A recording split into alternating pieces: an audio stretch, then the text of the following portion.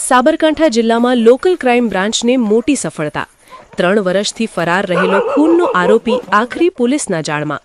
પોશીના વિસ્તારમાંથી એલસીબીએ આરોપીને ઝડપી પાડી સાબરમતી સેન્ટ્રલ જેલ મોકલ્યો।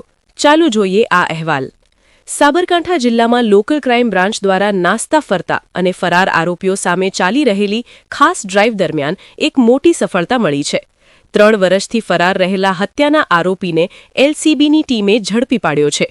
મળતી માહિતી મુજબ નાયબ પોલીસ મહાનિરીક્ષક વીરેન્દ્રસિંહ યાદવ તથા પોલીસ અધિક્ષક ડોક્ટર પાર્થરાજસિંહ ગોહિલના માર્ગદર્શન હેઠળ તારીખ 7 એપ્રિલથી 21 એપ્રિલ 2026 સુધી વિશેષ ઓપરેશન હાથ ધરવામાં આવ્યું છે। આ ખાસ ડ્રાઇવનો મુખ્ય હેતુ પેરોલ જમ્પ કરનાર તેમજ લાંબા સમયથી ફરાર આરોપીઓને ઝડપી પાડવાનો છે। આ માટે જિલ્લા પોલીસની અલગ અલગ ટીમોને સક્રિય કરવામાં આવી છે। આ દરમિયાન એલસીબીના પોલીસ ઇન્સ્પેક્ટર ડીસી સકરિયા તથા પેરોલ ફોલો સેલના પીએસઆઈ કેસી બ્રહ્મભટ્ટના માર્ગદર્શન હેઠળ કોમ્બિંગ નાઇટ દરમિયાન વિશેષ કાર્યવાહી હાથ ધરવામાં આવી હતી। પોલીસને મળેલી ચોક્કસ બાતમીના આધારે પોશીના પોલીસ સ્ટેશનમાં વર્ષ 2002ના હત્યાના ગુનામાં સજા પામેલો અને છેલ્લા 3 વર્ષથી ફરાર રહેલો આરોપી માલિયાભાઈ અજાભાઈ ગામારને ઝડપી પાડવામાં આવ્યો છે।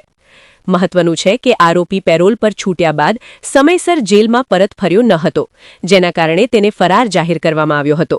પોલીસ ટીમે આરોપીને પોશીના તાલુકાના પેટા છાપરા ગોળ ફળી વિસ્તારમાંથી ઝડપી પાડી વધુ કાર્યવાહી માટે તેને અમદાવાદની સાબરમતી સેન્ટ્રલ જેલ ખાતે મોકલી આપ્યો છે। સાબરકાંઠા એલસીબીની આ કાર્યવાહી પોલીસ માટે મોટી સફળતા માનવામાં આવી રહી છે, કારણ કે 3 વર્ષથી ફરાર રહેલા ખૂનના આરોપીને આખરી કાયદાના હવાલે કરવામાં આવ્યો છે।